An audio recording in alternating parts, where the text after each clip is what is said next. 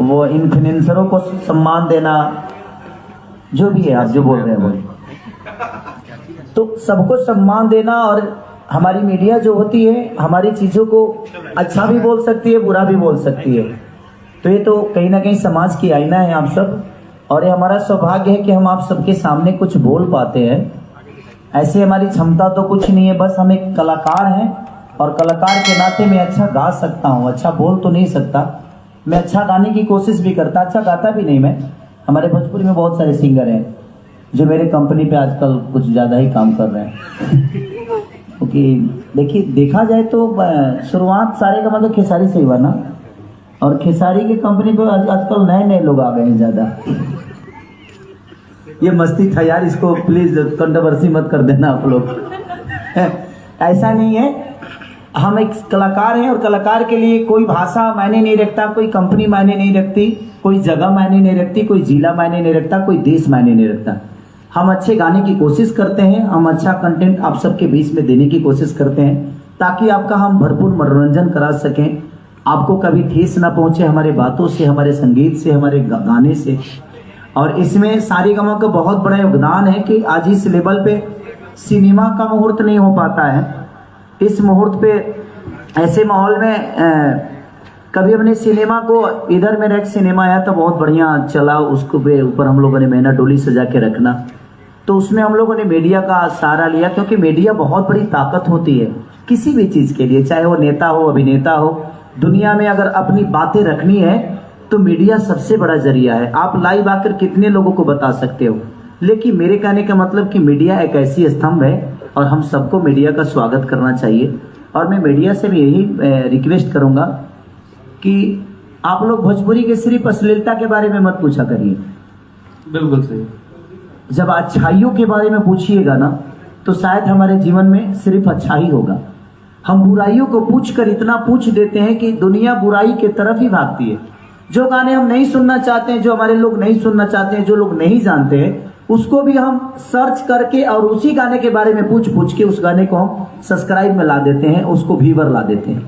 तो मैं सबसे रिक्वेस्ट यही करूंगा कि अगर एक बुरा होता है तो 75 अच्छी चीज होते हैं। तो आप लोग अच्छी चीजें पूछिएगा, अच्छे के बारे में पूछिएगा। तो रावण तो एक ही था, लेकिन रामायण भगवान मर्यादा पुरुषोत्तम श्री राम कहलाए, तो सिर्फ एक रावण के मारने से नहीं कहलाए। वो उनके जीवन में बहुत सारी रास्ते में घटना घटी, चौपाइयां बहुत है रामायण, खाली रावण को पकड़ के तुलो चलता रहा। तो मैं अपनी मीडिया, जितने भी हमारे मीडिया कर्मी भाई हैं, मैं सबसे यही रिक्वेस्ट करूंगा कि सिर्फ रावण को पकड़ के मत चलिए। रामायण सिर्फ रावण से नहीं थी, उसमें रिश्ते भी दिखाए गए हैं, उसमें बहुत सारी चीजें हैं। अगर हम एक गाना गलत अगर गा देते हैं तो मुझे लगता है कि 40 को तो भजन गाते हैं, तो उस भजन के बारे में भी पूछिएगा तो दुनिया को समझ में आएगी कि नहीं, हमारे भोजपुरी में गंदे चीज नहीं होते हैं। क्योंकि आप जब गंदा पूछते हैं ना, तो पूरी दुनिया और बाकी स्टेट के लोगों के दिमाग में यही होता है कि भोजपुरी में सिर्फ गंदा ही होता है।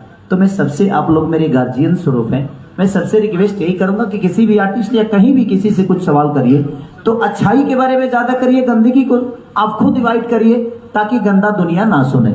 आप बोल के सर्च कराते हैं तो अब सारेगामा, और हमारी अर्सिया है, ये भी पंजाब से हैं, तो मिश्रण बहुत ज्यादा है। मतलब 3 स्टेट आपने इंक्लूड कर दिया इस गाने में, पंजाब, बंगाल और भोजपुर। मैं क्या बोला, संगीत के लिए कोई स्टेट मायने नहीं रखता, कोई भाषा मायने नहीं रखता। हमें अगर अच्छा करना आता है तो हम कहीं भी जाकर काम करते हैं।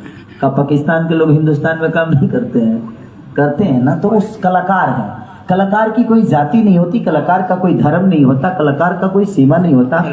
और 2 चीजें ऐसी है कि जो क्लियर होती है, एक मीडिया जो निष्पक्ष अपने जीवन में चलाती है दुनिया की खबर, उसके लिए कोई जाति प्रथा नहीं है, और एक कलाकार जो निष्पक्ष अपने कला के बारे में बात करता है और अपने कलाकारी से दुनिया को अपना बनाता है।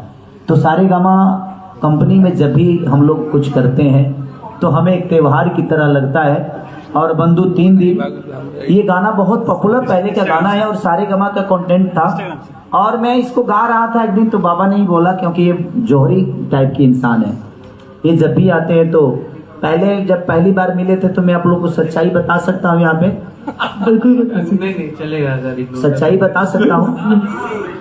बद्री झा पहली बार जब मिले थे ना, तो मैं इनको बहुत अवॉइड कर रहा था।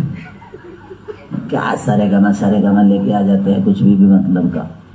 लेकिन जब मैं इनके साथ काम किया तो इनके अंदर बहुत कुछ है करने की।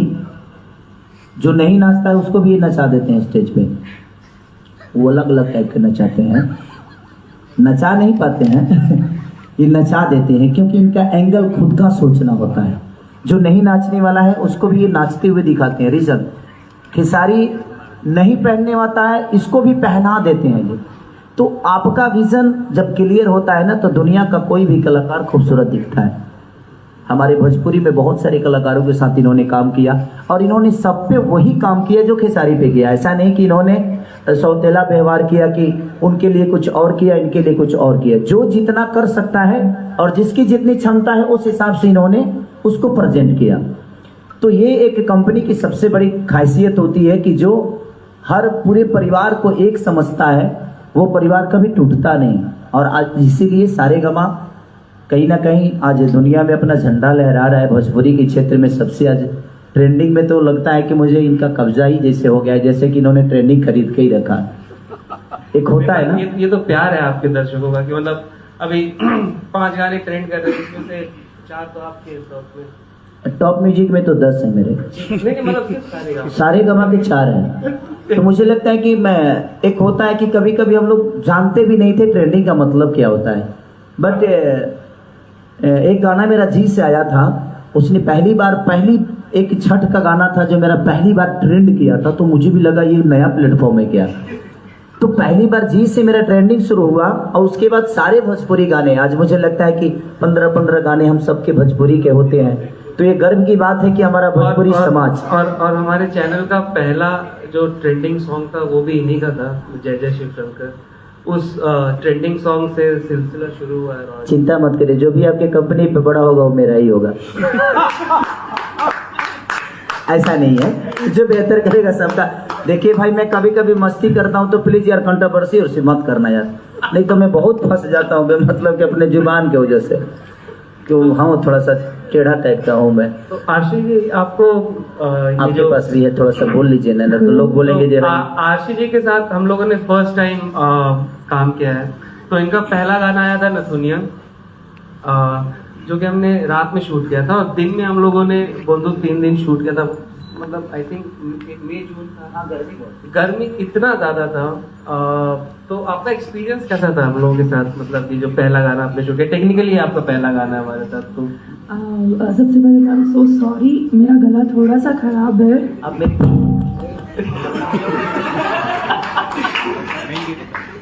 इतना ज्यादा आवाज करता सो या मुझे काम करके काफ़ी अच्छा लगा, क्योंकि ये मेरा फर्स्ट टाइम था खेसारी सर के साथ जो मैंने काम किया है। एंड सारेगामापा हम भोजपुरी। यार खेसारी मत बोला करो, बेबी बोला करो मुझे क्यों मेरे जीवन में कोई बेबी बोलने वाला नहीं है अभी। मुझे लगा बाबू बोलना था। ये देख सकते हैं आप केमिस्ट्री। मुझे बहुत अच्छा लगा काम करके। एंड एक और स्टोरी है, बद्री सर की एक और स्टोरी है, मैं बताना चाहूँगी।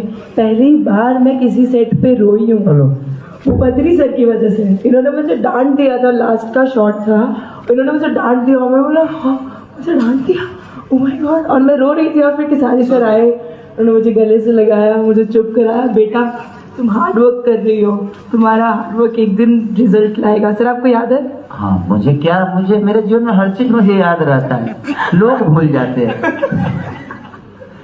तो इसलिए मैं हमेशा कोशिश यही करता हूँ। देखिए खेसारी लाल के स्टेडम क्या है नहीं है ये मैंने नहीं रखता, सामने वाला कलाकार को अगर मैं अपने स्टेडम के साथ काम करूंगा तो शायद काम मेरा ही खराब होता है। इसीलिए मैं कभी भी जीवन में जो भी आर्टिस्ट होता है वो कम वर्क करे या ज्यादा करे, कोशिश यही करता हूँ कि वो मेरे दोस्त की तरह रहे। और इसीलिए मैं उसको पहले फ्री करता हूँ, बातें करता हूँ, हंसी मस्ती करता हूँ, ताकि उसको ये ना लगे कि खेसारी, इसके दिमाग में ये लगना चाहिए कि दिस इज चिरकुट। ऐसा बिल्कुल भी नहीं था, चिरकुट तो कहीं चिरकुट नहीं, मतलब कि एकदम यार इसका कोई लेबल ही नहीं है। मैं अपने लेबल को उस इंसान के नजर में पहले गिराता हूँ कि मेरा कोई लेबल नहीं है भाई, तू बिल्कुल निश्चिंत से काम कर।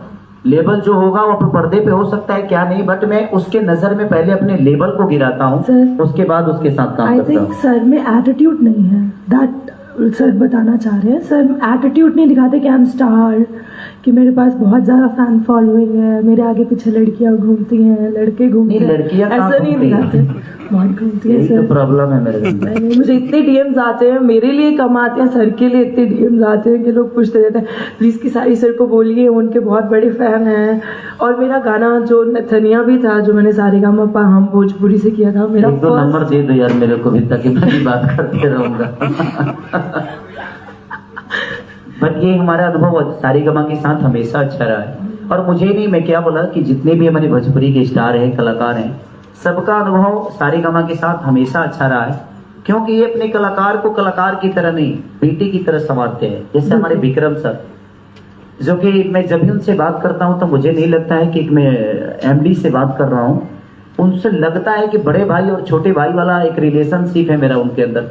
और मैं जितने लोगों के साथ काम करता हूं, मैं एक परिवार समझ के ही काम करता हूं। रीजन कि मैं अगर स्टारडम के हिसाब से काम करूंगा तो शायद ना वो मुझे अच्छे से जज कर पाएंगे और ना ही मैं उनको कर पाऊंगा। तो हर इंसान को, मैं जितने भी हमारे कलाकार, जो मेरे भाई हैं, बहनें हैं, जो मेरे दोस्त हैं, सबसे मैं यही बोलूंगा कि जिंदगी में एटीट्यूड को अपने पर्दे पे रखना, लेकिन अपने एटीट्यूड को, अच्छे नेचर को दुनिया के सामने रखना, एटीट्यूड के साथ काम करना, बट जिंदगी को एटीट्यूड के साथ मत जीना। रीजन की एटीट्यूड आपके काम में होगी ना तो दुनिया आपको पसंद करेगी, लेकिन एटीट्यूड अगर आपके नेचर में होगा तो शायद आपके अपने परिवार भी आपको छोड़ देगा। इसीलिए जिंदगी में हमेशा एटीट्यूड अपने काम में रखिए। तो बोलिए ना, मैं वही कह रहा हम बोलते रहते हैं क्योंकि हमारे मुंह पे मीटर नहीं लगा है, बिजली का बिल नहीं लगता है। बोलिए आप। नहीं, तो आपका जो एटीट्यूड है तो वो उससे तो सीखने के लिए भी है यंगस्टर्स के पास कि सबसे पहला तो मेहनत जो है वो ज़्यादा जरूरी है जिंदगी में 3 बजे सुबह भी आता हूं तो कम से